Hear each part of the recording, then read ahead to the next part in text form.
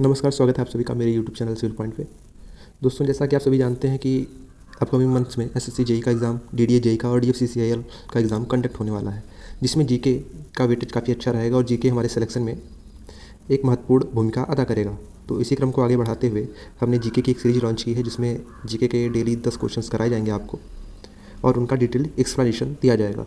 First question जो हमारी screen पे है वो ये है कि the cells having well organized nucleus with a nuclear membrane और डेजिग्नेटेड एज, यानी ऐसे सेल्स जिनमें न्यूक्लियस प्रेजेंट होता है, साथ में न्यूक्लियर मेम्ब्रेन भी होती है जो कि वेल ऑर्गेनाइज्ड होती है, उनको किस नाम से जानते हैं? ऑटोकैरियोटिक, प्रोकैरियोटिक सेल, यूकैरियोटिक सेल और चिक सेल्स। तो दोस्तों, इसका हमें पहले समझना होगा प्रोकैरियोटिक सेल और यूकैरियोटिक सेल क्या होते हैं। सेल के दो काइंड होते हैं, एक होता है प्रोकैरियोटिक सेल, दूसरा होता है यूकैरियोटिक सेल। जो प्रोकैरियोटिक सेल होते हैं उसमें वो प्रिमिटिव टाइप ऑफ सेल्स हैं, इनमें न्यूक्लियर मेम्ब्रेन नहीं होती। यूकैरियोटिक सेल ऐसे सेल्स हैं जिनमें न्यूक्लियर मेम्ब्रेन प्रेजेंट होती है। तो हमारा करेक्ट आंसर हो जाएगा यूकैरियोटिक सेल्स।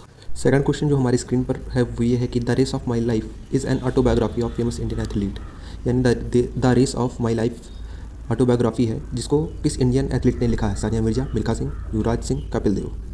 तो दोस्तों, इसके एग्जाम्पल आंसर हो जाएंगे मिल्खा सिंह जी। सानिया मिर्जा की ऑटोबायोग्राफी का नाम है ace against odds. Yuvraj Singh की ऑटोबायोग्राफी का नाम है the test of my life. Kapil Dev ने 3 ऑटोबायोग्राफीज़ लिखी हैं, 3 बुक्स लिखी हैं, जिसमें पहला है by God's decree, cricket my style और थर्ड है स्टेट फ्रॉम द हार्ट। इन नामों को याद रखिएगा, अपकमिंग एग्जाम्स में पूछे जा सकते हैं।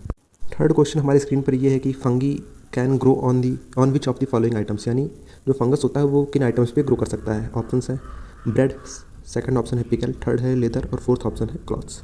ऑप्शंस हैं first and second, B option है first second and fourth, C option है first and third, D option है first second third and fourth.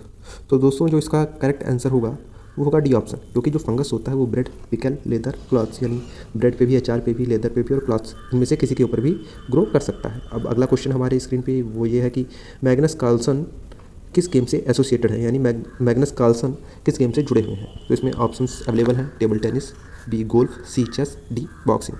इसका करेक्ट आंसर होगा चेस। तो इसमें कुछ इंडियन प्लेयर्स के भी नाम दिए हुए हैं जो फॉलोइंग गेम से एसोसिएटेड हैं, इनका नाम हम लोग ध्यान से याद कर लेंगे। जैसे टेबल टेनिस के हैं सार्थ कमल, मनिका बत्रा, मोमुआ दास, गोल्फ अदिति अशोका, अनिबर लाहरी, चेस के हैं रमेश बाबू, प्रज्ञानंदा, विश्वनाथन आनंद और बॉक्सिंग है मैरी कॉम, विजेंद्र सिंह, लवलीना। तो इन नामों को आप लोग याद रखेंगे, ये फिर है। और अगला क्वेश्चन है कि in the preamble of Indian constitution dash assures dignity of individual. तो यानी इनमें से जो पर्सन की डिग्निटी होती है उसको कौन एश्योर करता है? ऑप्शंस हैं ए इक्वालिटी, बी जस्टिस, सी फ्रेटर्निटी, डी लिबर्टी। तो दोस्तों, इसका जो करेक्ट ऑप्शन हो जाएगा वो होगा ऑप्शन सी, यानी फ्रेटर्निटी।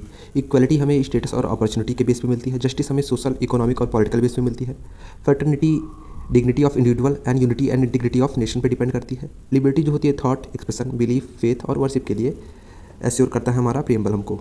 तो प्रियम्बल में ये सारी चीज़ें दी हुई हैं, एक बार आप गौर से प्रियम्बल पढ़ लीजिएगा। नेक्स्ट क्वेश्चन है कि the normal temperature of human body is, मानव के शरीर का सामान्य तापमान कितना है? A option 32 degree Celsius, B 35 degree Celsius, C 37 degree Celsius, D 39 degree Celsius.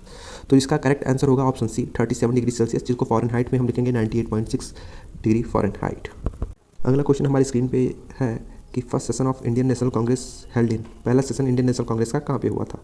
A Kolkata, B Surat, C Lahore, D Bombay. इसका जो करेक्ट आंसर होगा वो होगा आंसर डी, ऑप्शन डी जो है बॉम्बे, जहाँ पे पहला सेशन 1885 में हुआ था, जिसके प्रेसिडेंट थे उमेश चंद्र बनर्जी। सेकंड हुआ था कलकत्ता में 1886 में, दादा भाई नेहरू जी इसके प्रेसिडेंट थे। सूरत में 23rd होना था जो कि कैंसिल हो गया था, और 9th सेशन हुआ था 1893 में लाहौर में, जिसके भी प्रेसिडेंट दादा भाई नेहरू जी थे। अब अगला क्वेश्चन हमारी स्क्रीन पर है which of the following is not an major type of rock? Igneous rock, B metamorphic rock, C magnetic rock, D sedimentary rock.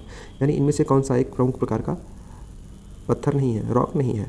तो जो हमारा करेक्ट आंसर होगा वो होगा ऑप्शन सी, यानी मैग्नेटिक रॉक एक मेजर टाइप ऑफ रॉक नहीं है। इग्नियस रॉक बनती है कूलिंग और सॉलिडिफिकेशन, यानी ठंडे और जमने से, किसके? लावा और मैग्मा के। मेटामॉर्फिक रॉक, इग्नियस और सेडिमेंट्री रॉक जब हीट और प्रेशर से होकर गुजरती है काफ़ी टाइम में तो चेंज हो जाती है मेटामॉर्फिक रॉक में। सेडिमेंट्री रॉक्स बनती हैं जो पहले से चट्टानें मौजूद हैं उनके घिसने से, यानी उनके सेडिमेंटेशन से और उनके डिपोजिशन से। तो यहाँ पे हमारा सी ऑप्शन ही बचता है, इसलिए करेक्ट ऑप्शन ऑप्शन सी होगा। 9th क्वेश्चन है in 18th century the development of cotton industries in Britain resulted, यानी 18वीं शताब्दी में कॉटन इंडस्ट्रीज़ के डेवलपमेंट ने जो कि ब्रिटेन में उसका डेवलपमेंट हो रहा था, उसका क्या असर पड़ा। पहला है increase demand of Indian clothes in Britain. B option है decline in cloth production in India. C है increase demand of Indian clothes in India. D option है decline in British cloth production in India. तो इसका option हमारा answer B होगा, यानी भारतीय कपड़ों की डिमांड कम हो गई और इसका प्रोडक्शन भी घट गया। Decline in cloth production in India, option B हमारा सही जवाब होगा। आखिरी क्वेश्चन हमारी स्क्रीन पे है, in Deccan the 25% of land revenue claimed by Marathas was known as. यानी डेक्कन एरिया में जो 25% लैंड रेवेन्यू क्लेम किया जाता था मराठास के द्वारा, उसको किस नाम से जानते थे। ऑप्शन ए है चौथ, बी है सरदेशमुखी, सी है भोग और डी है भाग। तो इसको हम लोग चौथ के नाम से जानते थे, जो कि 25% होता था लैंड रेवेन्यू। और सरदेशमुखी क्या है, ये मराठास के द्वारा जमींदार्स को ज़मीन का एक टुकड़ा दिया जाता था क्लेम करने के लिए रेवेन्यू को, तो उसको सरदेशमुखी के नाम से जानते हैं।